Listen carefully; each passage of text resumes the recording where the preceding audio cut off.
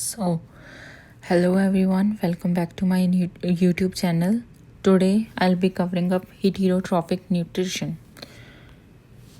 Now, each organism is adapted to its environment. हर एक organism अपने environment के accordingly बना होता है. जैसे फिश है वो पानी में रहने के लिए बनी होती है और जो कैमल है वो डेजर्ट में रहने के लिए उसके अकॉर्डिंगली उसका बॉडी स्ट्रक्चर सब कुछ बना होता है. ठीक है. The form of nutrition differs depending on the type and availability of food material as well as how it is obtained by the organism. अब न्यूट्रिशन लेने का तरीका हर एक ऑर्गेनिज्म का डिफरेंट होता है. डिफरेंट क्यों होता है? क्योंकि हर ऑर्गेनिज्म डिफरेंट टाइप के फूड्स खा रहा है. ठीक है. और उसकी न्यूट्रिटिव नीड्स भी डिफरेंट हैं. जो न्यूट्रिएंट्स हमारे लाइन को चाहिए और जो न्यूट्रिएंट्स हमें चाहिए वो दोनों डिफ़र करते हैं. ठीक है. ऐसा क्यों होता है? क्योंकि एक तो फूड का टाइप अलग अलग होता है, प्लांट, मीट, लिक्विड एक्सेट्रा, और फूड कितना अवेलेबल है वो भी डिफरेंट है. और ऑर्गेनिज्म फूड ले कैसे रहा है. ठीक है. जैसे कि हम जो है वो चबा कर खा रहे हैं, कुछ ऑर्गेनिज्म ऑब्जॉर्ब कर रहे हैं, जैसे कि हमारा एमीबा के बारे में हम आगे पढ़ेंगे, और कुछ ऑर्गेनिज्म सक करते हैं. ठीक है. Now for example whether the food source is stationary such as grass or mobile such as deer would allow for differences in how the food is assessed and what is nutritive apparatus used by a cow and a lion. अगर food stationery है जैसे कि grass या फिर mobile है, grass को और dear को यहाँ पे हमने फूड माना है, या फिर मोबाइल है जैसे कि डियर, तो फूड लेने का तरीका भी बदल जाता है. ठीक है. अब जो काऊ है वो ग्रास खाती है. ठीक है. जो लायन है वो डियर का शिकार करता है. जो ग्रास है वो हिलती नहीं है. ठीक है. बट जो डियर है वो भाग जाता है. ठीक है. इसलिए काऊ के टीथ, क्योंकि वो ग्रास खा रही है, अलग तरीके से बने हैं. उसका डाइजेस्टिव सिस्टम भी ऐसा बना होगा जिससे वो अपने जो ग्रास उसने खाया है उसे डाइजेस्ट कर सके. बट जो लायन है उसके टीथ अलग सिस्टम से बने हैं. ठीक है. उसका डाइजेस्टिव सिस्टम भी ऐसा बना होगा जिससे वो डियर को खा सके और डाइजेस्ट कर सके. इसी को न्यूट्रिटिव अपैरेटस कहते हैं. ठीक है. Now there is a range of strategies by which the food is taken in and used by the organisms. अब ऑर्गेनिज्म के पास अलग अलग तरीके होते हैं जिनके थ्रू वो फूड खाता है या फिर उस फूड को यूज़ करता है एनर्जी को प्रोड्यूस करने के लिए या फिर अपनी ग्रोथ के लिए. ठीक है. Some organism break down the food material outside the body and then observe it. कुछ ऑर्गेनिजम्स ऐसे भी होते हैं जो फूड को बॉडी के बाहर ही डाइजेस्ट कर देते हैं. ठीक है. आई मीन जो फूड को बाहर ही, तो मतलब जो कॉम्प्लेक्स फूड होता है उसको सिंपल में बाहर ही कन्वर्ट करते हैं, फिर बाद में उसे खाते हैं. इस प्रोसेस को, मतलब जो फूड बॉडी के बाहर टूट रहा है, ठीक है, बॉडी के बाहर डाइजेस्ट हो रहा है, उसे हम एक्स्ट्रा सेलुलर डाइजेशन कहते हैं. यहाँ पे लिखा नहीं हुआ. इसका एग्जांपल्स यहाँ पे दिए हुए हैं. So examples are fungi like bread moulds, yeast and mushroom. इसके bread moulds are fungi like bread moulds, yeast and mushroom. तो ये जो फंगी है वो क्या करती है, ये एंजाइम बाहर छोड़ती है. ठीक है. जिससे क्या होता है, फूड एंजाइम्स क्या काम करते हैं, फूड को तोड़ने का काम करते हैं, फूड को सिंपल में कन्वर्ट करने का काम करते हैं. तो इससे क्या होता है, फूड बाहर ही टूट जाता है, फिर जो भी न्यूट्रिएंट्स होते हैं वो ये अब्जॉर्ब कर लेते हैं. Now others take in whole material and break it down inside their bodies. कुछ ऑर्गेनिजम्स पूरा फूड बॉडी के अंदर लेते हैं और अंदर ही डाइजेस्ट करते हैं, जैसे कि ह्यूमंस, काऊ, लायन. और इस प्रोसेस को, जिसमें हम खाने को खाकर अंदर ले जाकर, बॉडी के अंदर ले जाकर डाइजेस्ट करते हैं, इसे हम इंट्रासेलुलर डाइजेशन कहते हैं. What can be taken in and broken down depends on the body design and functioning.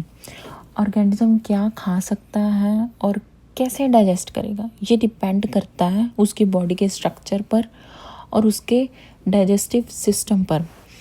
अब जैसे काऊ है, काऊ का डाइजेस्टिव सिस्टम ही वैसे बना हुआ है कि वो ग्रास खाती है और ग्रास को ही डाइजेस्ट कर सकती है. कभी आपने देखा काऊ को मीट खाते हुए? नहीं. So some other organism derive nutrition from plants और एनिमल्स विदाउट किलिंग देम. कुछ ऑर्गेनिजम्स ऐसे होते हैं जो दूसरे ऑर्गेनिजम्स से अपना न्यूट्रिशन चुराते हैं लेकिन उन्हें मारते नहीं हैं. This parasitic nutritive strategy is used by a wide variety of organisms like Cuscuta, ticks, lice, leeches and tapeworms. इस टाइप का न्यूट्रिशन जिसमें ऑर्गेनिजम्स जो हैं वो प्लांट्स या एनिमल से उनका न्यूट्रिशन चुरा लेते हैं, उस टाइप के न्यूट्रिशन को हम पैरासिटिक न्यूट्रिशन कहते हैं. इसके एग्जांपल्स हमें दिए गए हैं. कैस्क्यूटा जो कि प्लांट से अपना न्यूट्रिशन लेती है, मतलब प्लांट का न्यूट्रिशन चलाती है. और जो टिक्स, लाइस, लीचेस, इनके बारे में आपने सुना होगा. टिक्स जो होते हैं वो डॉग्स में यूजुअली डॉग्स में मैंने देखे हैं, डॉग्स में होते हैं. लाइस जो बालों में हो जाती हैं, जुएं. लीचेस एनिमल्स, ये सब जो उनसे टेप फॉर्म्स होते हैं, ये सब पैरासाइट्स हैं. मतलब ये होस्ट कौन होते हैं? जिनसे ये न्यूट्रिशन ले रहे हैं, होस्ट पर डिपेंडेंट होते हैं अपने न्यूट्रिशन के लिए. ये होस्ट को किसी ना किसी तरीके से हार्म तो करते ही हैं, बट या उन्हें मारते नहीं हैं ये. ठीक है. Now how do organisms obtain their nutrition? अब ऑर्गेनिज्म अपना न्यूट्रिशन खा कैसे रहा है? Since the food and the way it is obtain differ, the digestive system is different in various organism. क्योंकि अब फूड का टाइप और फूड लेने का तरीका हर ऑर्गेनिज्म में अलग अलग होता है, तो डाइजेस्टिव सिस्टम भी सबका अलग अलग होता है. ठीक है. अब जो काऊ है, मैं काऊ का ही एग्जांपल लेकर चल रही हूँ. जो काऊ है, काऊ का डाइजेस्टिव सिस्टम प्लांट फूड को ऑब्जॉर्व करने के लिए, मतलब प्लांट फूड को डाइजेस्ट करने के लिए बना हुआ है. और लाइन का डाइजेस्टिव सिस्टम है जो मीट को खाने के लिए बना हुआ है. ठीक है.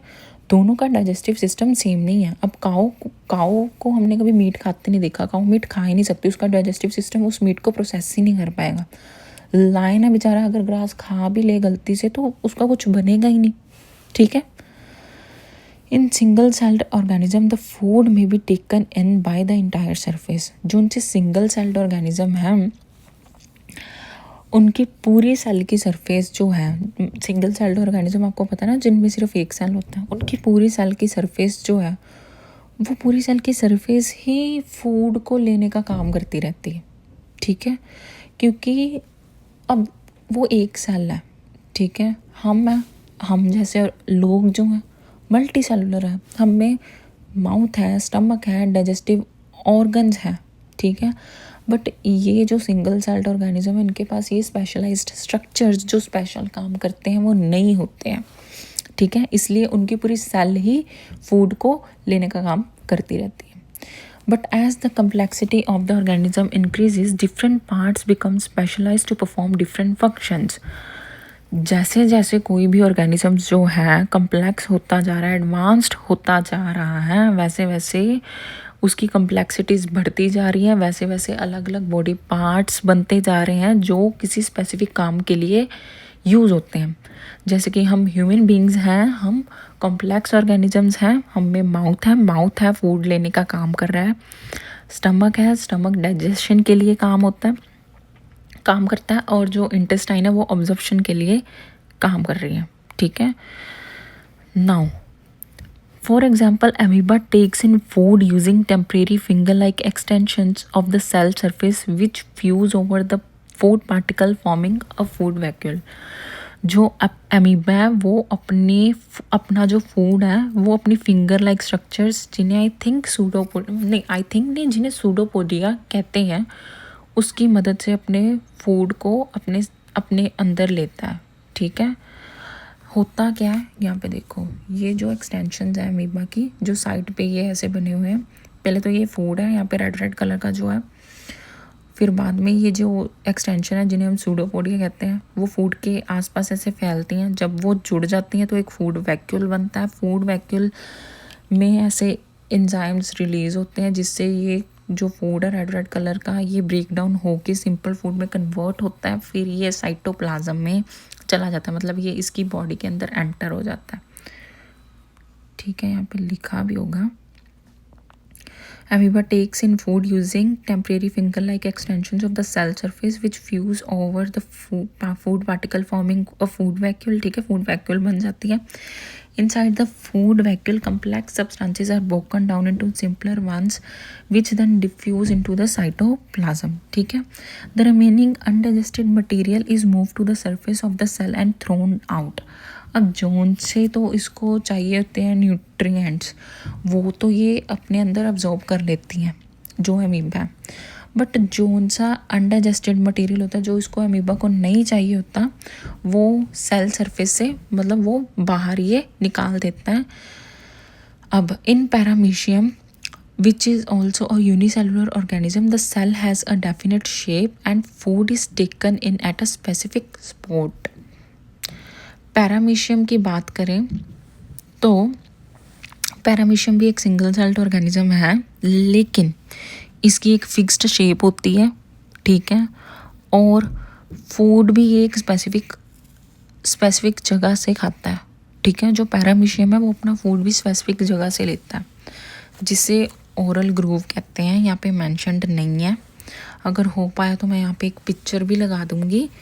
तो जो पैरामीशियम है वो एक स्पेसिफिक जगह से अपना फूड लेता है जिसे हम ओरल ग्रूव कहते हैं. बट जो अमीबा है वो कहीं से भी अपनी जो एक्सटेंशन है, जो सूडोपोडिया, उसको फैलाकर अपना फूड ले लेता है. नाउ अब ये जो फूड है, food is move to this spot by the movement of cilia which covers the entire surface of the cell. जो पैरामीशियम है, पैरामीशियम के ऊपर छोटे छोटे हेयर लाइक स्ट्रक्चर्स होते हैं जिन्हें सीलिया कहते हैं. ठीक है. ये सीलिया जो है वो मूव करते रहते हैं. ठीक है. और वो ही इस फूड पार्टिकल को उस ओरल ग्रूव तक लेकर जाते हैं. ठीक है. जिससे वो फूड उस सेल के अंदर चला जाता है. ठीक है. नाउ इसके लिए अब हम इससे ये कंक्लूड कर सकते हैं कि जो यूनिसेलुलर ऑर्गेनिज्म है उनमें जो डाइजेशन है वो सिंपल होता है और उनकी पूरी सेल इन्वॉल्व होती है डाइजेशन में. अमीबा में सूडोपोडिया से डाइजेशन अमीबा जो है वो सूडोपोडिया से अपना फूड लेता है, और जो पैरामीशियम है वो सीलिया की मदद से फूड को एक फिक्स्ड जगह पर, जो कि ओरल ग्रूव है, वहाँ पर लेकर जाता है जिससे वो अपना फूड खाता है.